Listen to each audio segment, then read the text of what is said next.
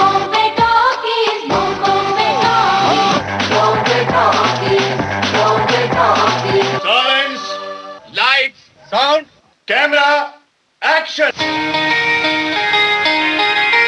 आज बॉम्बे टॉकीज में सुनिए सुप्रसिद्ध वायलिन वादक पंडित कैलाश पात्रा से रेणु चतुर्वेदी की फिल्मी गपशप। मिले हो तुम हमको बड़े नसीबों से, चुराया है मैंने किस्मत की लकीरों से। मिले हो तुम हमको बड़े नसीबों से, चुराया है मैंने किस्मत की लकीरों से।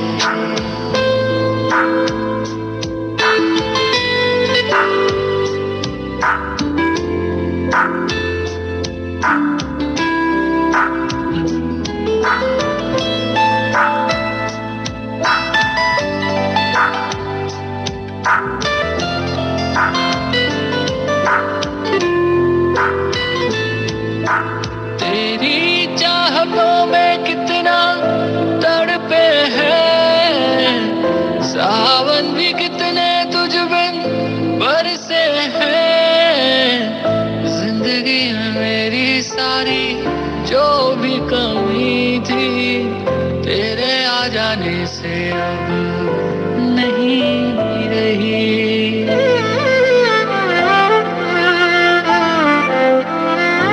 सदा ही रहना तुम मेरे करीब होके, चुराया है मैंने किस्मत की लकीरों से।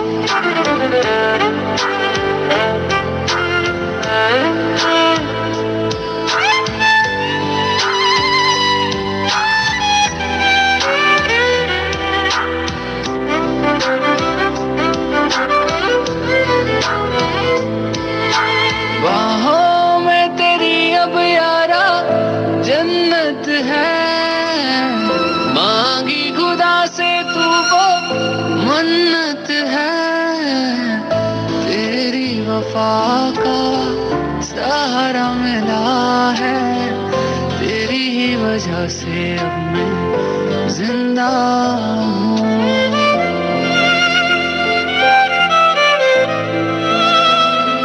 तेरी मोहब्बत से जरा अमीर होके, चुराया है मैंने किस्मत की लकीरों से। मिले हो तुम हमको बड़े नसीबों से, चुराया है मैंने किस्मत की लकीरों से। तेरी मोहब्बत से सांसें मिली है, सदा रहना दिल में करीब होके।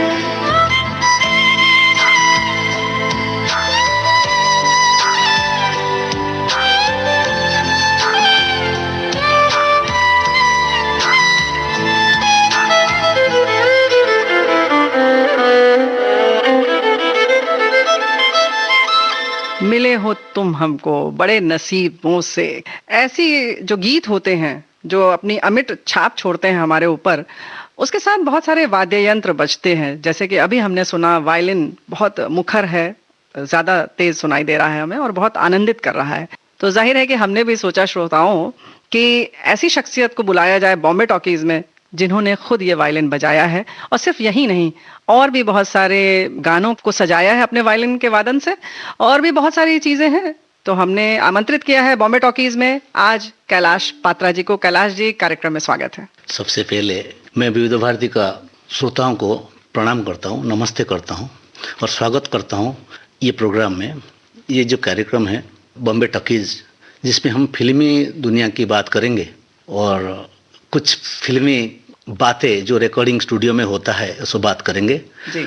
और श्रोताओं, हम आपको बता दें कि कैलाश जी 2 वायलिन और एक व्योला लेकर बैठे हुए हैं। 3 वाद्य यंत्र हमारे सामने है और इतने सुधी कलाकार हमारे साथ हैं। तो हम सोचते हैं कैलाश जी एक कोई और बड़ा लोकप्रिय गीत जो हमारे श्रोताओं को पसंद हो वो अपने वायलिन पर इस समय बजाकर सुनाइए। बहुत पॉपुलर, बहुत हिट होने वाला एक फिल्म था संजू, जी जिसमें सुखविंदर सिंह जी ने वो गाना गाए हैं, कर हर मैदान फतेह, जरूर। उसमें भी मैंने वायलिन बजाया था। थोड़ा सा बजा के सुनाता हूँ। जी जी, स्वागत।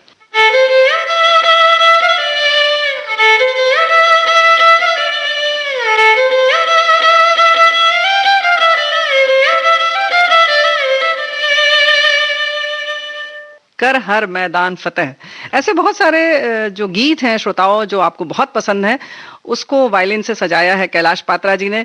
तो अभी बहुत सारी बातें होंगी, लेकिन ये जो मैदान यहाँ तक आप फतेह करके पहुंचे हैं, उसकी यात्रा बहुत लंबी होगी ना? सच बताए तो क्या है, हम जितना आसानी से गाना सुन रहे हैं जी। और उसको एंजॉय कर रहे हैं, उसके पीछे का कहानी कुछ और होता है। क्या है, एक चीज करने के लिए हर चीज अच्छा चाहिए।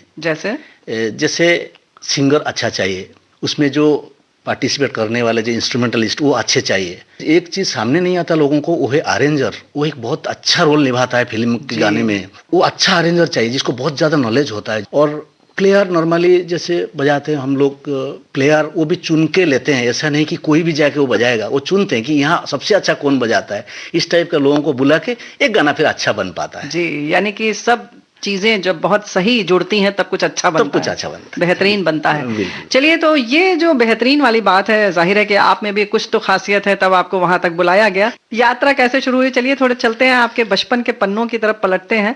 कहाँ से शुरुआत हुई संगीत की आपके जीवन में? मैं कैसे शुरू करूं वही सोच रहा हूँ। क्या है, बहुत लंबी कहानी है। लंबी मतलब क्या है, 3 चीज मैं आपको पहले बोला है कि चाहत, जरूरत, मजबूरी और मौका। ये 4 चीज को हम अगर सोचेंगे, आप क्या चाहते हैं और आपका मजबूरी क्या है और आपका जरूरत क्या है और आपको क्या क्या मौका मिला, ये चीज अगर आप इकट्ठे करेंगे तो एक चेन है। तो बहुत छोटा गांव है, उड़ीसा का एक छोटा गांव, कटक से 40 किलोमीटर दूर, किशोर नगर, अच्छा। जहाँ मेरा जन्म हुआ है। बहुत छोटा उम्र से रामलीला में राम बन के मुझे ले जाते, बना के ले जाते। क्या थे। उम्र थी? बहुत छोटी उम्र आप बता 2 महीने होगा, मैं पैदा हुआ तो राम जन्म हुआ करके स्टेज पे ले गए मुझे। अच्छा। हाँ, ऐसे होता था। क्योंकि मेरे पिताजी जो थे वो जमींदार थे। हाँ। तो क्या बताऊं आपको अच्छा लगेगा कि जो विविध भारती है, हम पैदा नहीं होते तब से ये चल रहा है सब कुछ। तो हम रेडियो में ही सुनते थे ना, ये इतना ज्यादा पॉपुलर प्रोग्राम है। हमारा घर में पहला, हमारा गांव में हमारा घर में पहला रेडियो जिसमें एंटीना लगता था जी, वेल्व सेट का रेडियो था। जी। और पहला ग्रामोफोन हमारा घर में, पहला इलेक्ट्रिक बिजली जो होता था वो भी हमारा घर में पहले होता था। पिताजी थोड़ा अलग, मतलब जमींदार टाइप के लोग थे, तो वो लेके सब किए थे। वहीं से हमारा जो म्यूजिकल इम्पैक्ट रेडियो से ही पड़ा कि कैसा होता है। और फिर रामलीला में मुझे राम बना के ले गए। हमारा उधर ओडिसी ट्रेडिशनल म्यूजिक होता है जो बहुत ही क्लासिकल होता है और ट्रेडिशन में डिपेंड करते हैं। वो म्यूजिक इतना अच्छा म्यूजिक है, जैसे ओडिसी डांस आप देख रहे हैं, ऐसे ओडिसी म्यूजिक भी होता है। तो गांव में जो रामलीला होता था, लेकिन उसमें गाना जो गाया जाता था वो ओडिया का होता था और बातचीत भी ओडिया का सिलसिला चलता था। तो वहां से मेरा म्यूजिक में आना हुआ। तो वो जो नाटक शुरू होने से पहले एक ग्रामोफोन रिकॉर्ड बजता था मेरे घर। मेरा ग्रामोफोन था, वो ग्रामोफोन चाबी दे के बजाते थे, आपको शायद पता होगा। जी बिल्कुल। तो वो ग्रामोफोन में सब जे बाहर से कोई अंदर न आ सके, इस टाइप का सब पुराने गाना जी सब बजता था। तो वहां से मैं सोचता, बहुत तब 3-4 साल उम्र हो गया होगा मुझे, मैं थोड़ा गाना गाता था। मुझे माइक देते थे गाना गाने के लिए, स्टेज पे एक टेबल पे बैठाते थे। तो ऐसे तब आप गाना गाते थे? गाना गाता था, लोग भीड़ होते थे, सुनते थे। फिल्मी गाना गाता था और कुछ ओडिसी जो वहाँ का लोकल गाना, पारंपरिक गाना, वो भी गाता था। तो वहां से जब हम सुनते थे कि ये क्या चल रहा है, ये बॉम्बे का गाना जो बज रहा है, ये रिकॉर्ड में लाखों रिकॉर्ड, मोटा रिकॉर्ड होता था। जी। आरपीएम जो होता था, तो उसमें हम सुनते थे कैसे ये बना, ये क्या चीज है, पीछे कुछ बज रहा है, सामने कोई गा रहा है, रिदम क्या बज रहा है, इतना सब कुछ बड़ा लगता था कि जैसा हमारा सब कुछ छोटा है और वो इतना बड़े हैं कि मतलब एक स्वप्न लोक सा लगता था कि सपने की दुनिया, जैसा ये दुनिया वो है नहीं। सफर वहां से शायद मेरा दिमाग में वो आया होगा कि भाई ऐसे कैसे होगा, ये क्या चीज है, ये जिज्ञासा जो होती है मन में। लेकिन माहौल क्लासिकल का था, पूरा क्लासिकल हम लोग सीखा, ये किया वो किया। फिल्म गाना पे ज्यादा ध्यान नहीं, तवज्जो नहीं देते थे। हुआ धीरे धीरे करके हुआ, तो थोड़ा बड़ा हुआ, हारमोनियम बजाने लगा। अच्छा। नॉर्मली होता है गांव में हारमोनियम बजाते हैं जी। तो मैं 4-5 साल का था, हारमोनियम बजा, सबके साथ हारमोनियम बजाता था और खूब भी हारमोनियम बजा के गाता था। तो ऐसा सिचुएशन कभी कभी आता था कि मेरे से हारमोनियम खींच के कोई लेके बजाता है, तो मैं उस टाइम चुपचाप बैठता था अच्छा। तो मेरा मन में बार बार जिज्ञासा आता था। वो 4.5 साल 5 साल की उम्र की बात बोल रहा हूँ मेरे को, क्योंकि मेरे को जब स्कूल में मैं जाता था 10 पैसा मिलता था, वो कलेक्ट करके मैंने वायलिन खरीदा। हाँ, एक घड़ी होता है ना, क्या बोलते हैं उसको, हाँ, गुल्लक जैसा, गुल्लक होता है, जिसमें उसको पैसे 10 डालते हैं। पैसा, हर रोज 10 पैसा मिलता था मुझे टिफिन बॉक्स खाने के लिए स्कूल में। जी। तो वो पैसा मैं किसी को बोला नहीं था। तो क्या है कारण, उसके पीछे जो कारण है कि हारमोनियम लेके मेरे से खींच के बजा रहे, क्योंकि वो आसान साज है, उसको बजा पाएगा कोई ना कोई। हाँ, थोड़ा स्वर का ज्ञान हो तो आप बजा सकते स्वर का हैं। ज्ञान नहीं चाहिए उसमें, खाली आपका वो नॉलेज चाहिए कि ये सा है, ये रे है। वही। स्वर तो वो खुद देगा। तो स्वर का गाना जहाँ जहाँ जरूरत पड़ता है वहां सीखना पड़ता है। ये मेरा दिमाग में आया कि ऐसा कुछ इंस्ट्रूमेंट सीखा जाए जिसको बिना सीखे, कि बिना कोई गुरु किए, कि बिना प्रैक्टिस करे कोई नहीं बजा सके। तो मेरे सामने वायलिन आया। हमारा गांव में जात्रा होता है जी। जैसे महाराष्ट्र में नाट्य होता है, नाटक होता है। जी, जी। नाट्य संगीत जिसका जी। मुख्य हिस्सा है। हमारा जो यात्रा होता है, गुणोनिधि साहू करके एक मेरे गुरु समान है, उनके हाथ में वायलिन मैंने पहले देखा। मतलब ये क्या चीज है, ये तो फ्रेट नहीं है, कुछ देखने के लिए भी नहीं है, अंदाज से इतना सुंदर बज सकता है। तो मैंने फिर वायलिन को चुन लिया कि ये सबसे बढ़िया वाद्य है। जब जब बहार आई और फूल मुस्कुराए, मुझे तुम याद आए, मुझे तुम याद आए। जब जब बहार आई और फूल मुस्कुराए, मुझे तुम याद आए, मुझे तुम याद आए। जब जब भी चांद निकला और तारे जगमगाए, मुझे तुम याद आए, मुझे तुम याद आए।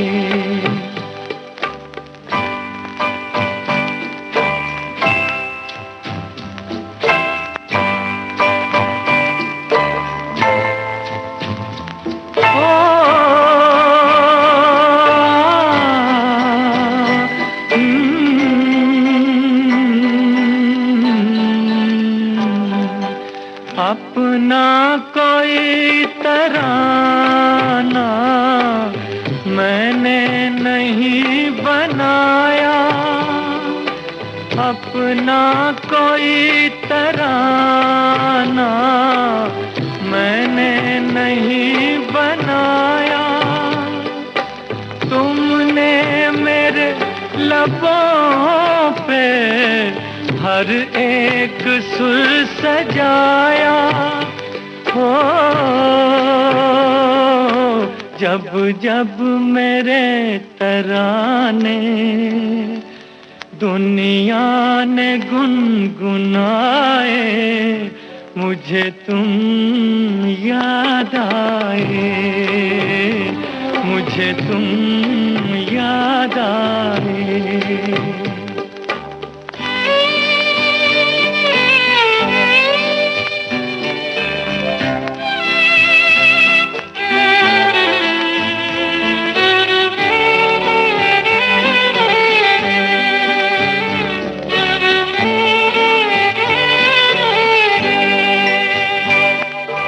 एक प्यार और वफा की तस्वीर मानता हूँ, एक प्यार और वफा की तस्वीर मानता हूँ।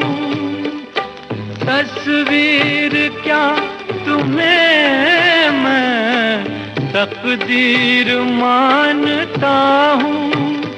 हो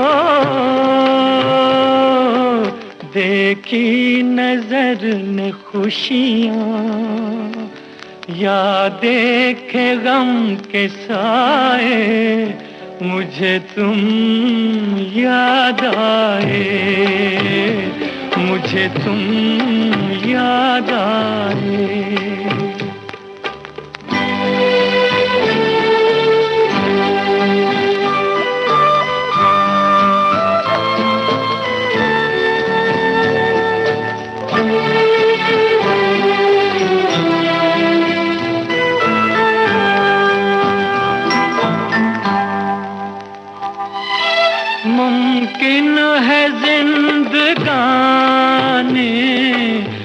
कर जाए बेवफाई, मुमकिन है जिंदगानी कर जाए बेवफाई, लेकिन ये प्यार वो है जिसमें नहीं जुदाई हो। इस प्यार के फसाने जब जब जुबां पे आए, मुझे तुम याद आए, मुझे तुम याद आए। जब जब बहार आई और फूल मुस्कुराए, मुझे तुम याद आए, मुझे तुम याद आए।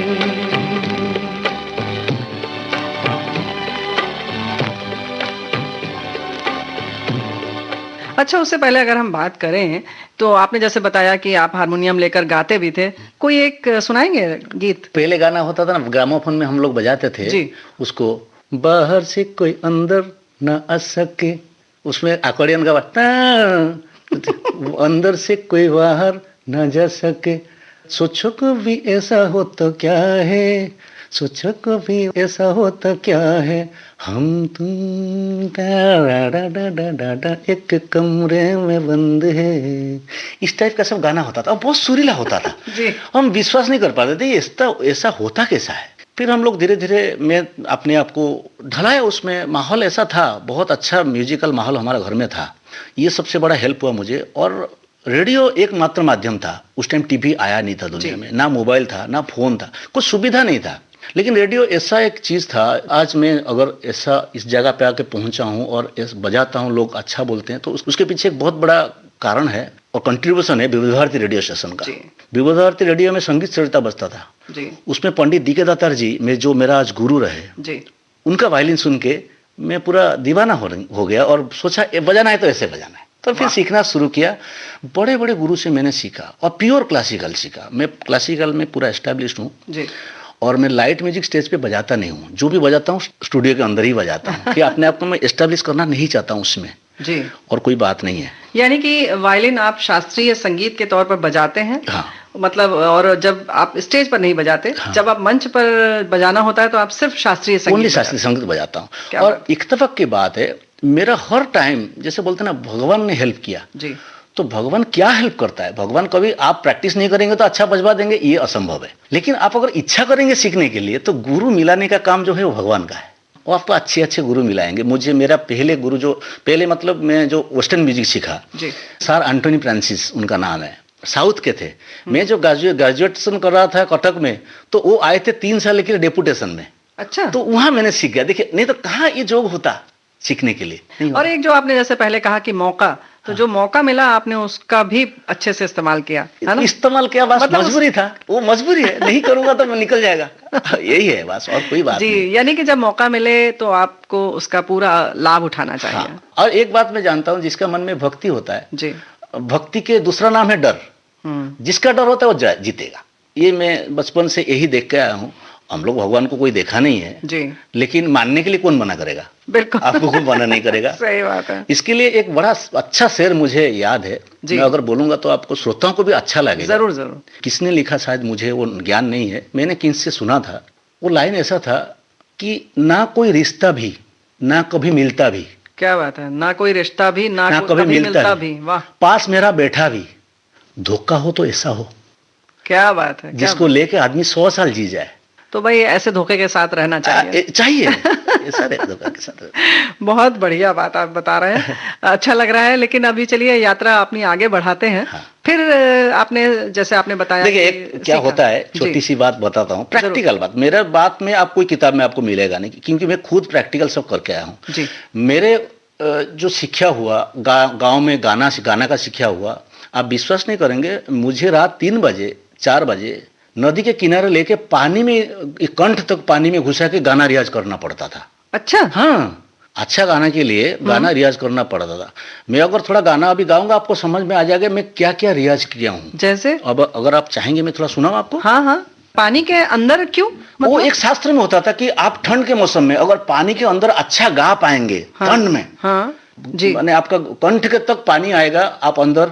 मेरे मास्टर जी जो होते थे उनका नाम अभय महाराणा, वो नदी के किनारे बैठते थे। अच्छा। और मैं नदी के अंदर जाके गाना गा के उनको सुनाता था।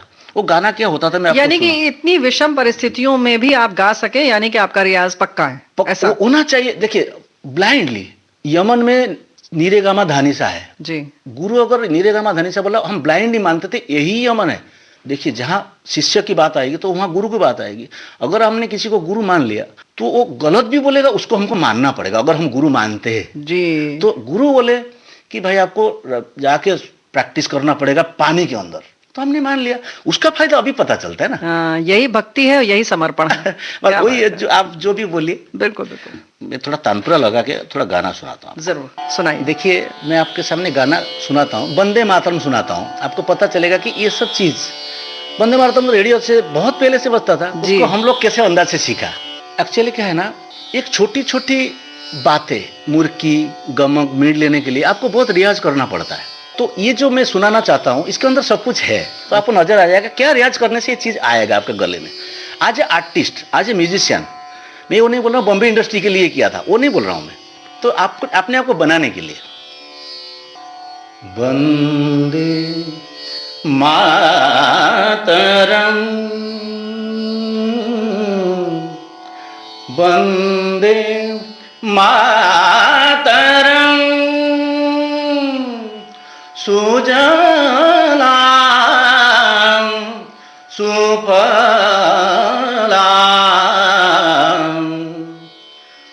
मलयज शीतलाम सस्य श्यामलां मातरं वन्दे मातरं शुभ्र ज्योत्स्ना पुलकितयामिनी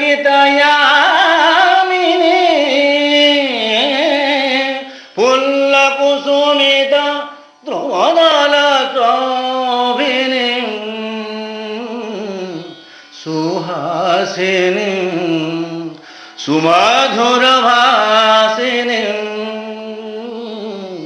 शुभदां वरदां मातरं वन्दे मातरं वन्दे मातरं। कमाल है। ये सब चीज करने के लिए आपको प्रैक्टिस करना पड़ता है, और यही चीज वायलिन में होता है। तो क्या है ना, पहले गाना सीखा, जो गाना हमने सीखा उसको हारमोनियम बजाने के लिए कोशिश किया, और वायलिन उसके अंदर चल रहा था, उस इन बिटवीन दोनों चीज चल रहा था। मैंने आप साथ साथ सीख रहे थे? वायलिन सीखने के लिए हारमोनियम में बजाता था, क्योंकि इजीली गांव में हारमोनियम बजाने से थोड़ा बहुत पैसा मिल जाता था जी। मैं गांव से पिताजी से संगीत सीखने के लिए कोई पैसा नहीं लिया, मैं अपने आप इनकम करके सीखा। ओह हाँ। तो दूसरा एक बात है कि मैंने नेशनल प्रोग्राम 4 बार बजाया हारमोनियम, बड़े बड़े उस्तादों के साथ बचपन में। क्या बात। हाँ, उसका कारण है अच्छा बजाता था शायद। अभी तो छोड़ते हुए 25 साल हो गया है। तो हारमोनियम बजाता था तो वायलिन चलता था, लेकिन वायलिन में ग्रेडेशन होना पड़ता था तब जी, रेडियो में बजाने के लिए जी। हारमोनियम में ग्रेडेशन तब था नहीं जी, तो विदाउट ग्रेडेशन आप हारमोनियम बजा सकते थे, तो इसलिए मैं उसी में आ जाता था और 2 पैसा मिलता था, और भाई अच्छे अच्छे आर्टिस्टों के साथ मेरा मिलना भी हो जाता था। और 4 साल का उम्र में मैं कटक चिल्ड्रन सेक्शन में गाना गाया। वो गाना मेरे को याद है। 4 वर्ष के? 4 वर्ष में। क्या बात है, स्वागत है। हाँ जरूर सुनेंगे। वो गाना ऐसा था, वो अभय महाराज जी कंपोज किए थे, उड़िया गाना है वो जी। बगर पर धड़ा रे बगर पर धड़ा, बगर पर धड़ा रे बगर पर धड़ा, कोइली पर कला दिशई कंठता मधुबला रे, बगर पर धड़ा रे बगर पर धड़ा। वाह ये गाना बचपन में मुझे रेडियो के अंदर जाओ तो ये शीशा देख के वो देख के डर लगता था छोटे छोटे उम्र में। जी ये पता नहीं था कि रेडियो के साथ इतना जुड़ जाएंगे हम। जी ला ला ला ला ला ला ला ला ला ला ला ला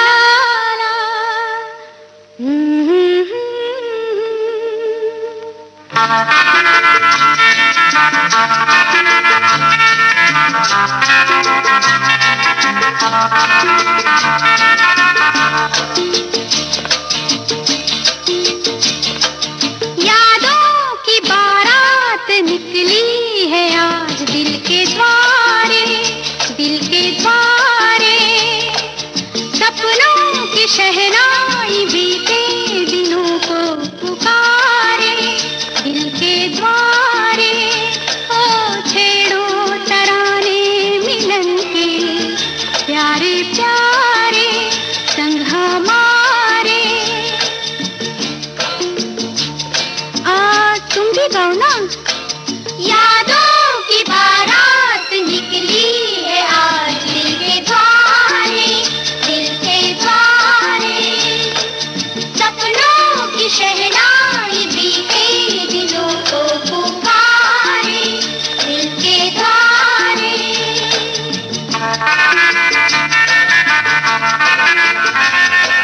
बदले ना अपना ये आलम कभी, जीवन में बिछड़ेंगे ना हम कभी। बदले ना अपना ये आलम कभी, ला ला ला ला ला ला। जीवन में बिछड़ेंगे ला ला ला ला ला ला ना हम कभी। यूं भी जाओगे आखिर कहाँ होके हमारे। यादों की बारात निकली है आज दिल के द्वारे, दिल के द्वारे।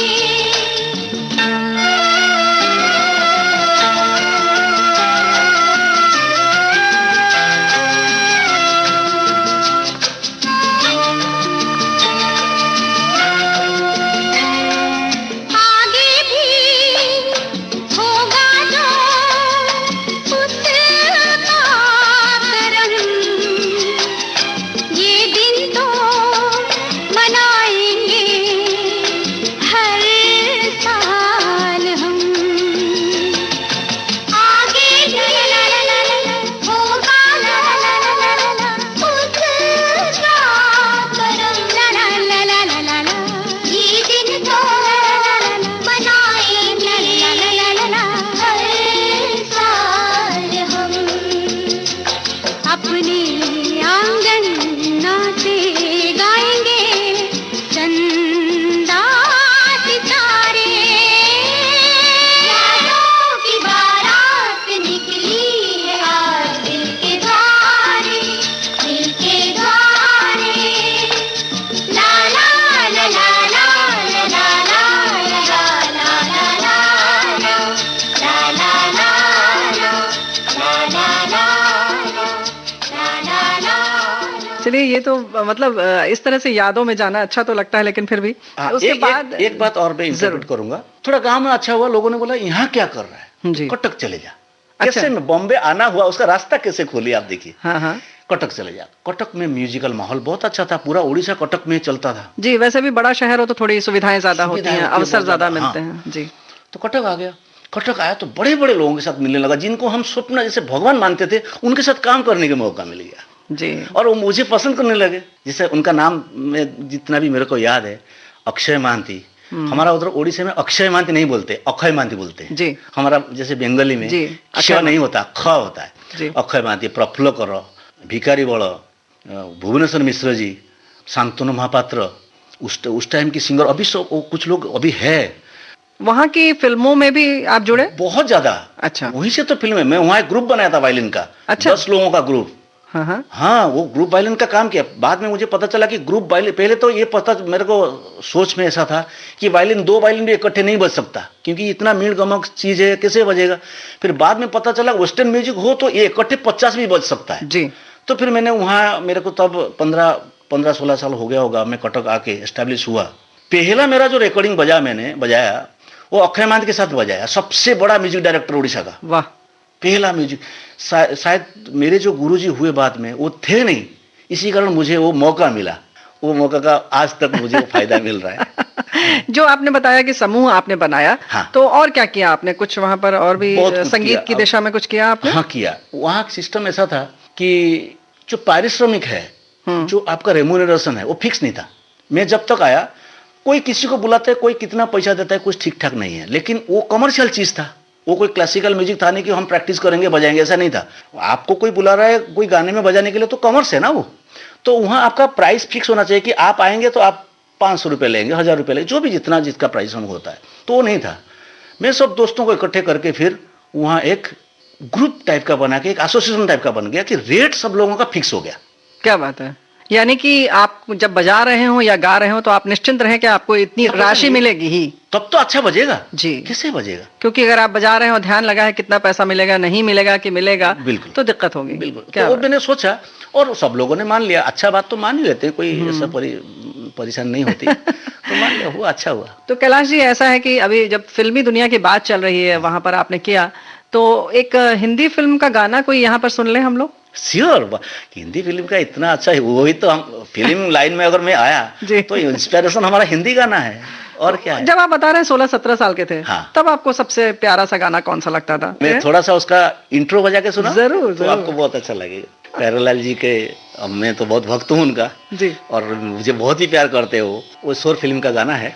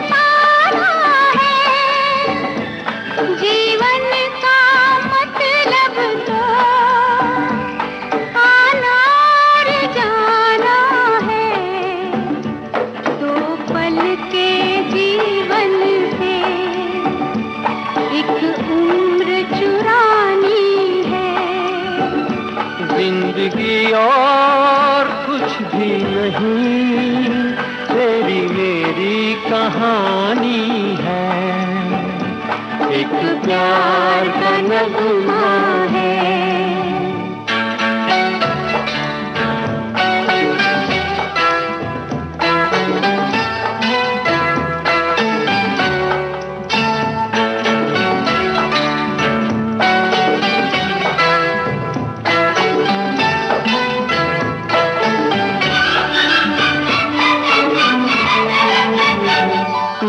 धार है नदिया की, मैं तेरा किनारा हूँ, तू मेरा सहारा है, मैं तेरा सहारा हूँ।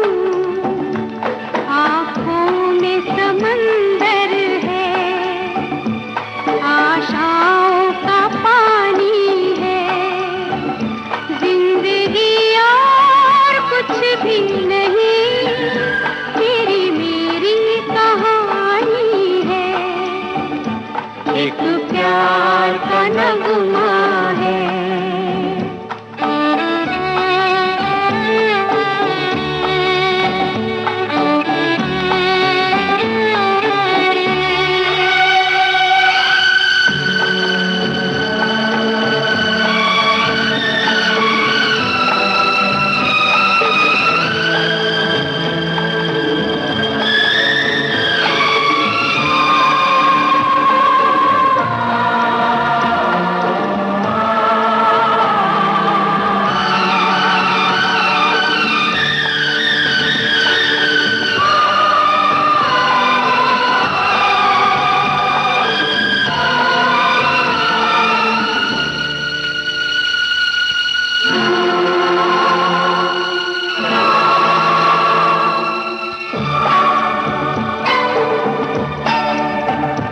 तूफान को आना है, आकर चले जाना है, बादल है ये कुछ पल का, छाकर ढले जाना है, परछाइयाँ रह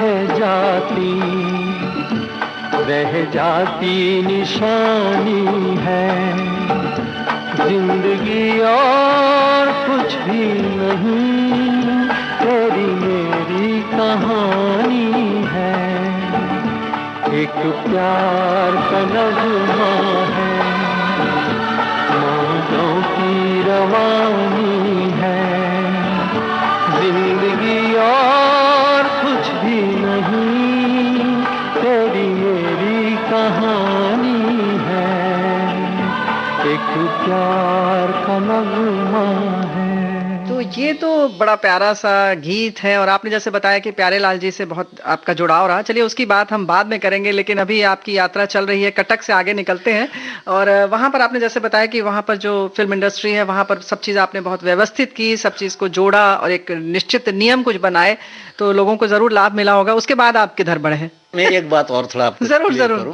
क्या है, बनाया कुछ नहीं है जी। कोशिश किया, लोगों ने मान लिया, अच्छा चीज तो मानते हैं, आपको पता है जी। बात, और सब चीज था, लेकिन बस क्या है, कहाँ कौन सा चीज बजना है, कहाँ कौन सा चीज होना है, तो एक कोई आता है ऐसे जैसे मेरे जैसे एक ऑर्गेनाइज टाइप करके, तो 10 लोगों को वायलिन लेके मैं ग्रुप बनाया था, जो वहाँ का लोग सब क्लासिकल टाइप का ही बजाते थे, उनको वेस्टर्न पता नहीं था, लेकिन बनाने वाला जो होता है पीसेस, जो म्यूजिक पार्ट्स बनाता है, वो बहुत रेस्पॉन्सिबल रखता है इंडस्ट्री में। तो ऐसा पार्ट बनाना चाहिए कि किसी से ना बजे, ऐसा ना सबसे बजे, ये जिम्मेदारी होती है, समूह में काम करने का अंदाज होता है। तो वो मैंने किया। फिर वो जैसे गांव में बोले थे कटक चले जा, अभी कटक वाले बोले कि भाई तू ये कोई मेट्रो सिटी जा, इधर क्या कर रहा है बैठ के। अच्छा।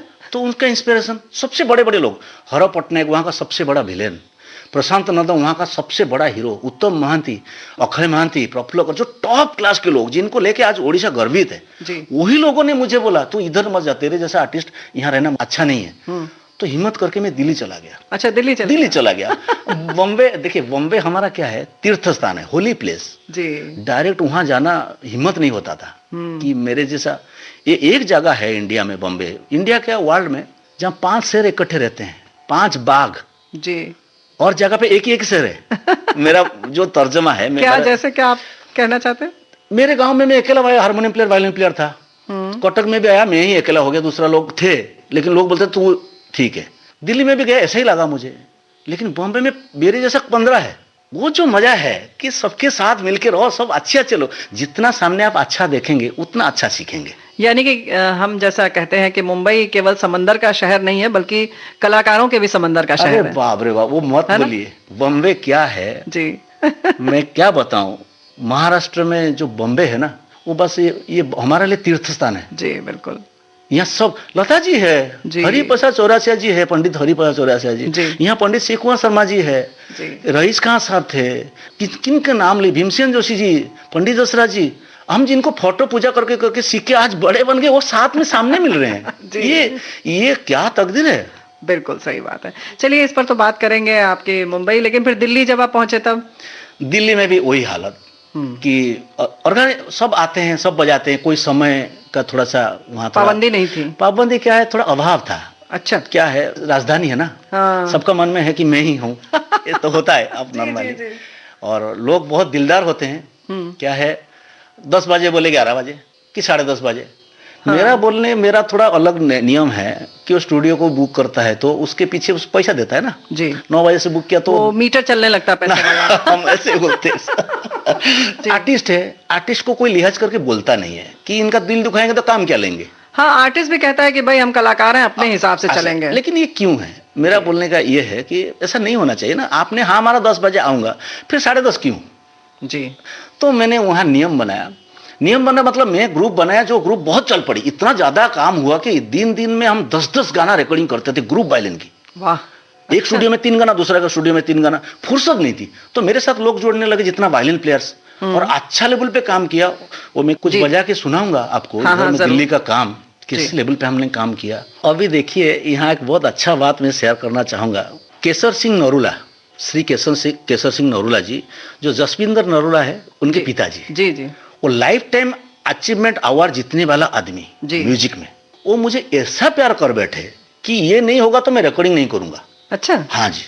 और एक बहुत बड़ा दिग्गज है, उनका भी लाइफ टाइम पंजाब का लाइफ टाइम अचीवमेंट अवार्ड उन्होंने जीत चुके हो, वो चरणजीत आहूजा जी। ऐसे हारमोनियम प्लेयर और ऐसे ही मैंडोलिन प्लेयर आपने रेयर देखे होंगे, बहुत कम है। और बहुत अच्छा इंसान है, बहुत विद्वान है रिकॉर्डिंग लाइन के। वो भी मुझे प्यार कर बैठे, तो मुझे ढूंढे हर टाइम, भाई तुम कब फ्री हो। तो मैंने भी वहां जाके देखा कि हमारा जो आर्टिस्ट है 5 भाई, सोचो हम 5 लोग को वायलिन बुलाते हैं, उसमें 3 लोग आ गए 10 बजे, 2 लोग 11 बजे आते हैं। कुछ बोल नहीं पाएंगे, बोलेंगे तो काम खराब होगा, हमको क्या उससे। लेकिन मैं एक नियम बना दिया, जो 10 के 10:30 करेगा वो 100 रुपया पेनल्टी देगा। तो ये नियम को सब मान गए। लेकिन उल्टा साइड भी है उसका कि हम आके टाइम पे बैठ गए, प्रोड्यूसर और म्यूजिक डायरेक्टर नहीं आते, हम उनके लिए भी एक सिस्टम बना दिया कि हम आधा घंटा वेट करके घर निकल जाते थे, चाहे हमारा लॉस होता था। तो इसमें क्या होगा ना, हमारा जो टाइम, जब वायलिन ग्रुप का रिकॉर्डिंग हो कि वायलिन का काम हो, एवरीथिंग रेडी होता था। उसका मजा बहुत मिला। वही मतलब रेम्यूनरेशन का सिस्टम भी ऐसे ही था, मतलब जैसे होता है ना एक के साथ एक फ्री जी, ऐसा सिस्टम दुनिया में बहुत चलता है जी, ज्यादातर इंडस्ट्री में। मतलब सोचिए एक गाना बजाया आपको 10,000 रुपया मिलने वाला है, तो 2 गाना बजाया आपको 1,500 रुपया दे दिया। मेरा क्वेश्चन ये क्यों, ऐसा ना होना नहीं चाहिए ना। बिल्कुल सही बात है। तो मैंने ऐसा सिस्टम बनाया, जिसका रेट आप बताइए आप कितना एक गाना लेते हैं, तो आप बोलेंगे मैं 1,000 रुपया लेता हूँ कि 5,000 कि 25,000 लेता हूँ, तो आपका 2 गाना हो तो 50 हुआ ना, वो 40 कैसे हो जाएगा।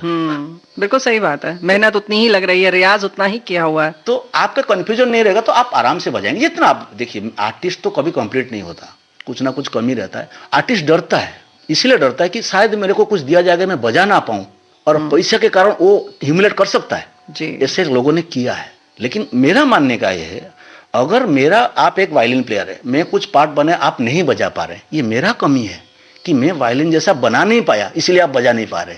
क्या बात है। मार्केट में जो चीज बेचूंगा मैं लोगों को स्टडी करके बेचूंगा ना, कुछ भी लेके मार्केट तो रख नहीं सकता ना। लोगों को जो चाहिए वो देना होगा, वो आपको कोशिश करना पड़ेगा, नहीं तो फिर आप कमर्शियल कैसे हो सकते हैं। दूसरा एक बात है, बचपन से मेहनत कर रहे हैं हम लोग, आज तक मेहनत कर रहे हैं, कभी एक दिन ऐसा गया नहीं कि मेहनत नहीं किया। हिट होना, गाना सक्सेस हो जाना, फिल्म हिट हो जाना, ये आपके हाथ में मेरे हाथ में नहीं है, ये भगवान के हाथ में है। ऑडियंस अगर आपको प्यार कर बैठे तो आपके हाथ में कुछ नहीं है।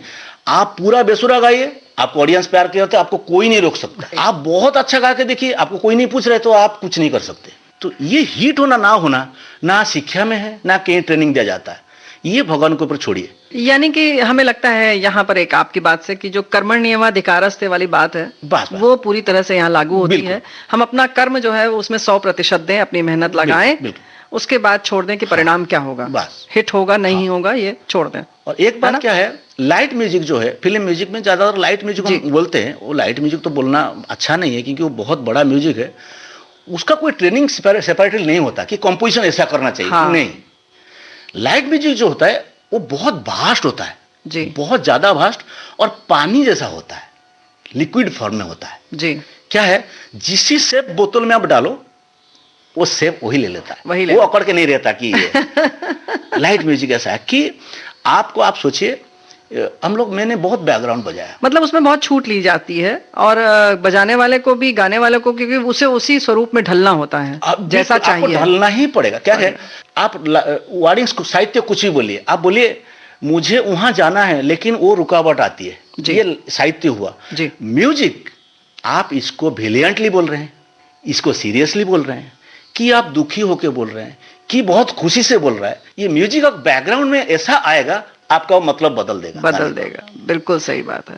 मतलब बैकग्राउंड म्यूजिक की जो आप बात कर रहे हैं वो पूरा भाव बदल देता है, आपका बातचीत का सिलसिला ही बदल देगा। कोई बात सीरियस हो रहा है, म्यूजिक ऐसा पता चलेगा, आप वही बात आपको भिलियन नजर आएगा। जी।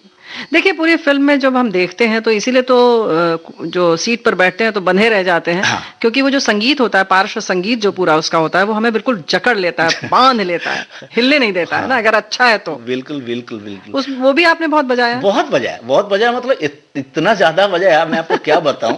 पहले जमाने में 2 इंच स्पूल होता था रिकॉर्डिंग के लिए, फिल्म रिकॉर्डिंग के लिए जी, और ऑडियो रिकॉर्डिंग के लिए एक इंच स्पूल जी। और फिल्म रिकॉर्डिंग के जो 2 इंच स्पूल होता था, हमारा उधर एक कलिंग स्टूडियो करके है उड़ीसा में, मैं वहां बजाता। हम लोग जाके वहां रुकते थे 3 दिन 4 दिन। अच्छा। फिल्म रिकॉर्डिंग के लिए। हाँ। अच्छा, मैं अकेला आर्टिस्ट उड़ीसा में था जो 4 पेमेंट लेता था। इसके लिए बहुत लोग मेरे पे गुस्सा भी होते थे, लेकिन वो लोग समझते नहीं थे। क्या वो ऐसा ही लगता है, ह्यूमन नेचर है कि वो क्यों 25,000 रुपया ले जाएगा, हम क्यों 5,000 लेंगे। हाँ। कि वो क्यों 10,000 लेगा, हम कोई 3,000 लेंगे।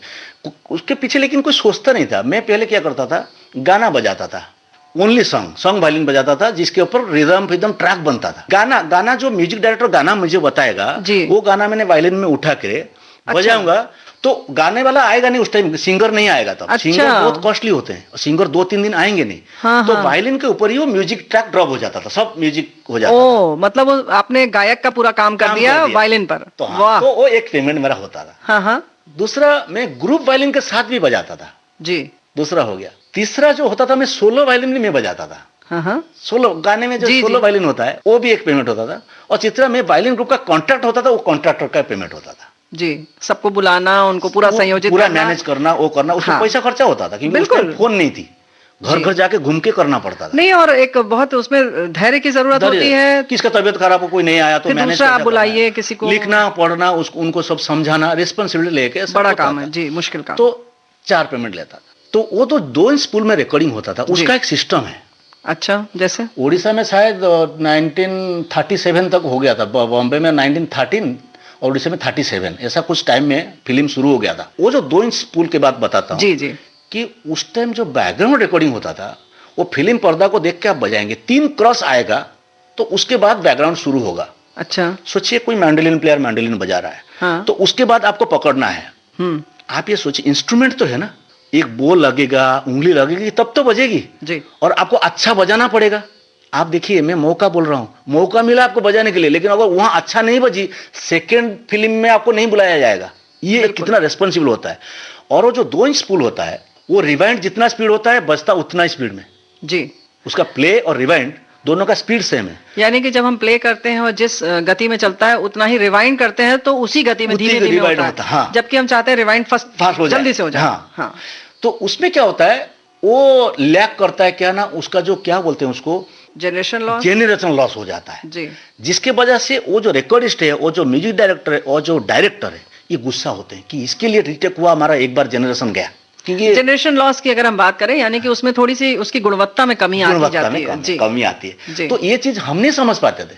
हम बोलते थे भाई ये तो गलत मेरा हो गया, फिर एक बार ले लो, लेकिन वो गुस्सा होते थे भाई इस बार गलत नहीं होना चाहिए। तो वो जो रिस्क लेने का एक आदत मेरा बोलने का है, वो जो रिस्क लेने का, क्यों फिल्म इंडस्ट्री का लोग टॉप में है। आज देखिए जितना भी लोग फिल्म इंडस्ट्री में बजाते थे वो दुनिया में म्यूजिकली राज कर रहे हैं।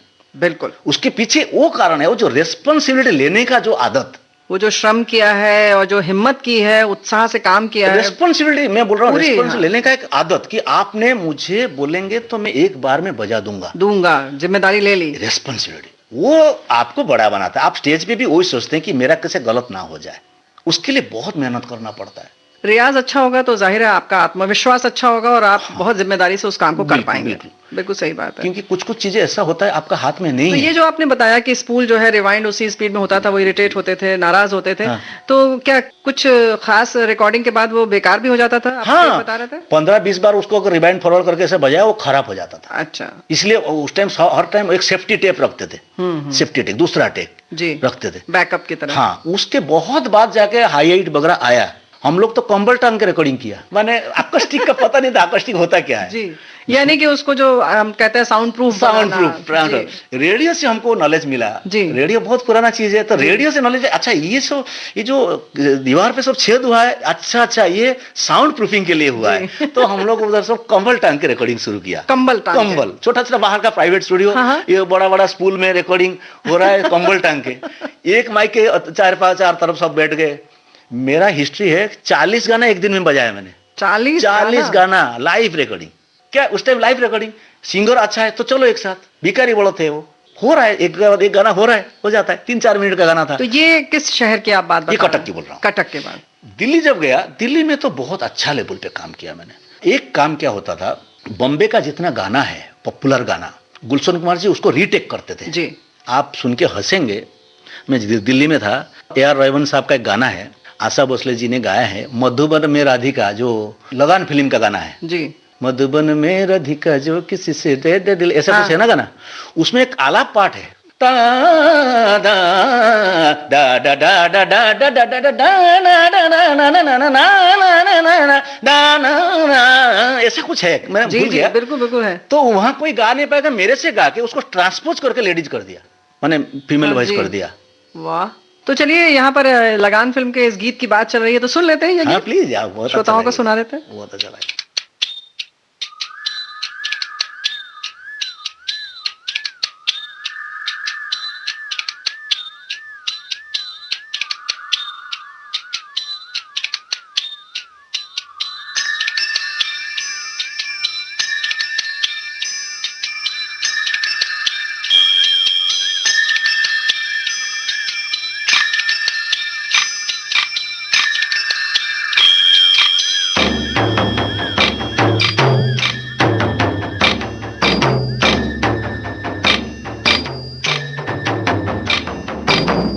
मधुबन में जो कन्हैया किसी को पीस मिले, कभी मुस्काए कभी छेड़े कभी बात करे, राधा कैसे न जले, राधा कैसे न जले, आग तन मन में लगे, राधा कैसे न जले, राधा कैसे न जले। मधुबन में भले कान्हा किसी को पी से मिले, मन में तो राधा के ही प्रेम के हैं फूल खिले, इसलिए राधा जले, इसलिए राधा जले, बिना सोचे समझे, इसलिए राधा जले, इसलिए राधा जले।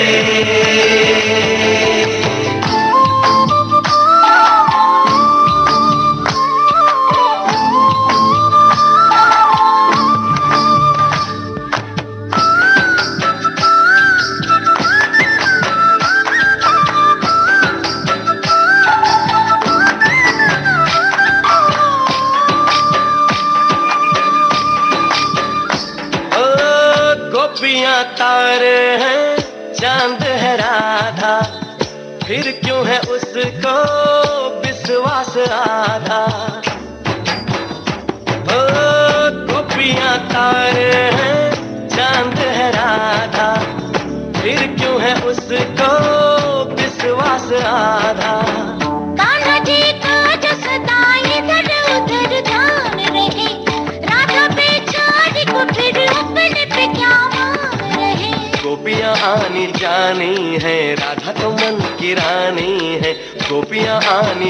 रानी है, राधा तो मन की रानी है। सांझ सखारे जमुना किनारे, राधा राधा ही कान्हा पुकारे। ओए होए ओए होए, बाहों के हार जो डाले कोई कान्हा के गले। राधा कैसे न जले, राधा कैसे न जले, आग तन मन में लगे। राधा कैसे न जले, राधा कैसे न जले। नादे दे नादे दे नादे दे दे ना, नादे दे नादे दे नादे दे दे ना,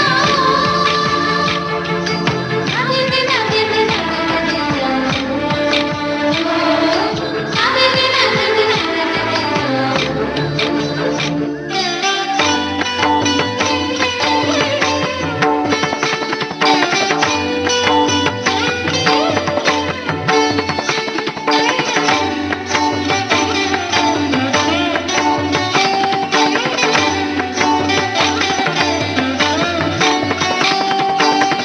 मन में है राधे को कान्हा जो बसाए, तो कान्हा काहे को उसे न बताए। प्रेम की अपनी अलग बोली, अलग भाषा है। बात नैनों से हो कान्हा की यही आशा है। कान्हा के ये जो नैना है, जिनमें गोपियों के चैना है। कान्हा के ये जो नैना है, जिनमें गोपियों के चैना है। मिली नजरिया हुई बाबरिया, गोरी गोरी सी कोई गुजरिया। कान्हा का प्यार किसी गोपी के मन में जो पले, किस लिए राधा जले, राधा जले, राधा जले। राधा कैसे न जले, किस लिए राधा जले, राधा कैसे न जले। किस लिए राधा जले, किस लिए राधा जले, राधा कैसे न जले, किस लिए राधा जले, किस लिए राधा जले।